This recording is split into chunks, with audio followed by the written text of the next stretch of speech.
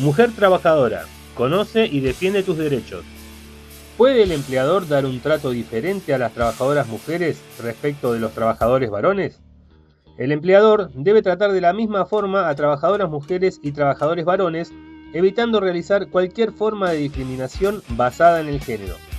Esto implica que los criterios para contratar, ascender y permanecer en el puesto de trabajo deben ser los mismos en ambos casos para asegurar igualdad de oportunidades, no debiendo realizarse diferenciación alguna por el hecho de ser mujer o varón. ¿Qué requisitos no se le deben exigir a la mujer como condición para trabajar? El empleador no le puede imponer a la mujer requisitos sobre estado civil, maternidad, orientación sexual, apariencia física o la realización de test de embarazo. Los requisitos para ser contratada, ascender o permanecer en el empleo deben ser los estrictamente relacionados con las exigencias propias del puesto de trabajo, sin que el modo de vida de la trabajadora deba ser tomada en cuenta para ello. ¿Cuándo existe violencia y acoso sexual hacia la mujer trabajadora? Existe violencia sexual hacia la mujer trabajadora cuando se produce una vulneración de su derecho a decidir voluntariamente acerca de su vida sexual a través de amenazas, coerción, uso de la fuerza o intimidación tanto por parte del empleador como de superiores jerárquicos o compañeros de trabajo. El acoso sexual también se produce cuando se la humilla o se hacen comentarios de contenido sexual hacia su persona como piropos, chistes, insinuaciones, apodos, etc. También se humilla y se cosifica sexualmente a la mujer trabajadora cuando se la obliga a utilizar ropa insinuante o degradante o se la obliga a comportarse de determinada forma hacia clientes o público en general con el objeto de aprovechar su sexualidad. Todas estas prácticas se encuentran prohibidas y no deben ser toleradas por las trabajadoras. ¿Puede el empleador remunerar en forma diferente a mujeres y varones? El empleador no puede pagar salarios más bajos a las trabajadoras por el solo hecho de ser mujeres. En estos casos, rige el principio general de igualdad de remuneración por igualdad de tarea.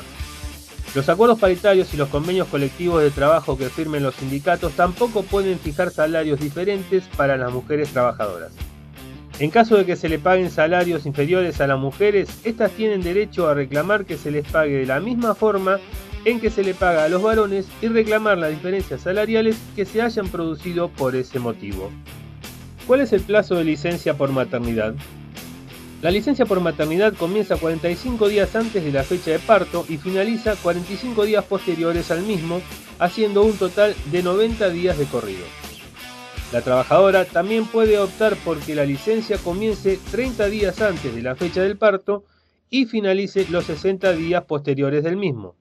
La regla en todos los casos es que la trabajadora siempre tiene derecho a 90 días de licencia, con lo cual en los casos en que el parto se adelante a la fecha prevista, la mujer acumulará para después del nacimiento todos los días que falten para completar los 90 días de licencia. ¿Qué ingresos percibe la trabajadora durante la licencia por maternidad? La mujer trabajadora tiene derecho a una asignación por maternidad igual a la remuneración que hubiera cobrado de haber seguido trabajando. ¿Qué requisitos debe cumplir la trabajadora para poder tener licencia por maternidad? La trabajadora, para poder gozar de la licencia y de la asignación, deberá comunicar su embarazo al empleador mediante certificado médico en el que conste la fecha presunta del parto. Es importante que la trabajadora conserve una constancia de que cumplió con la comunicación de su embarazo. Se puede comunicar por telegrama laboral o quedarse la trabajadora con una copia del certificado médico firmada por el empleador o superior jerárquico con constancia de la fecha en que fue entregado. ¿Qué pasa si las trabajadoras tienen algún problema de salud durante el embarazo? Si la trabajadora tiene algún problema de salud o corre riesgo su embarazo antes de gozar de la licencia por embarazo, tiene derecho igualmente a la correspondiente licencia paga por enfermedad, debiendo comunicar su enfermedad al empleador con el mismo procedimiento antes indicado. ¿Cuáles son los requisitos para gozar del estado de excedencia? La trabajadora que tenga como mínimo un año de antigüedad en el puesto puede optar por considerarse en estado de excedencia al vencimiento del plazo de licencia por maternidad.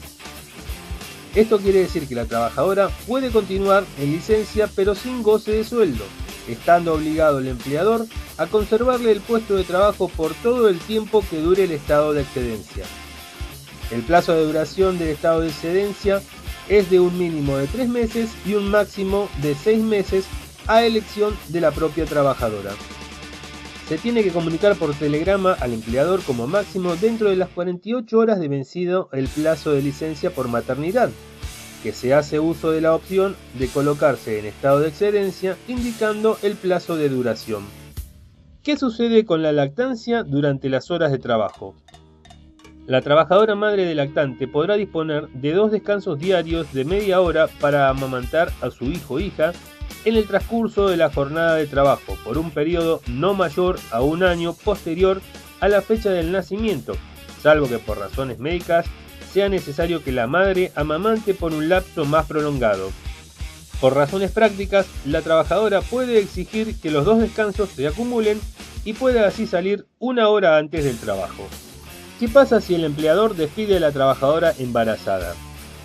Se presume que el despido es por causa de embarazo o maternidad si el mismo se produce dentro de los 7 meses y medio anteriores o posteriores de la fecha de parto, siempre y cuando la mujer haya cumplido con su obligación de comunicar y acreditar el embarazo al empleador.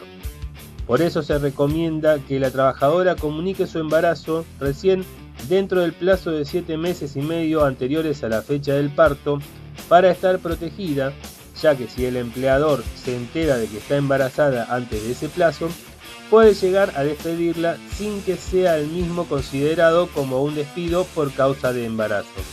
La trabajadora despedida por causa del embarazo tiene derecho además a las indemnizaciones por despido común, a una indemnización equivalente a un año de salarios.